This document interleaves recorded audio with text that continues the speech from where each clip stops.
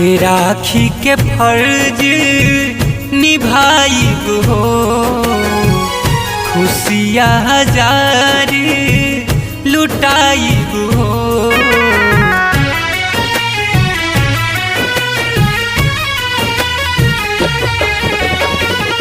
राखी के फर्ज निभाइब हो, खुशियाँ हजार लुटाइब हो।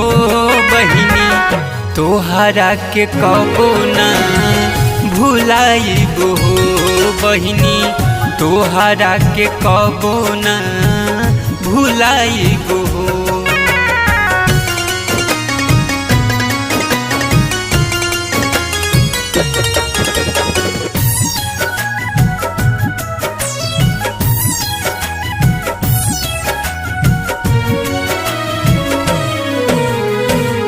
बहुते तू प्यारी बारू लागेलू चुन मुनिया, तोहरे में बसे बहिनी भैया के दुनिया।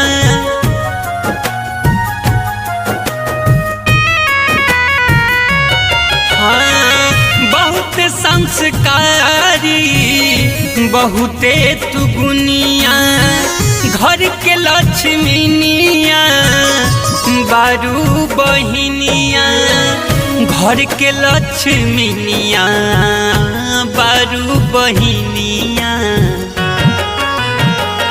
खुश तो है हरदम पाइब हो, राखी के फर्ज निभाइब हो। बहिनी तोहरा के कबो ना भुलाइब हो, बहिनी तोहरा के कबो ना भुलाइब हो।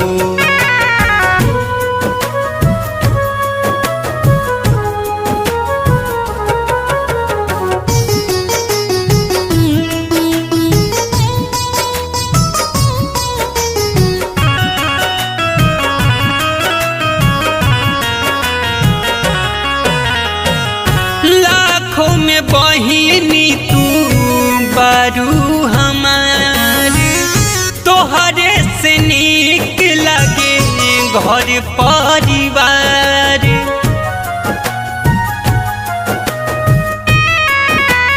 ए बहिनी डोलिया सजाइब हम बनब कहार, ससुरा में मिले तोहके हरदम दुलार।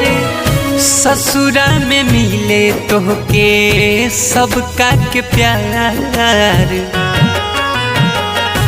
जहाँ रहब आ जाइब हो, खुशियाँ हजार लुटाइब हो। बहिनी तोहरा के कबो ना भुलाइब हो, बहिनी तोहरा के कबो ना भुलाई।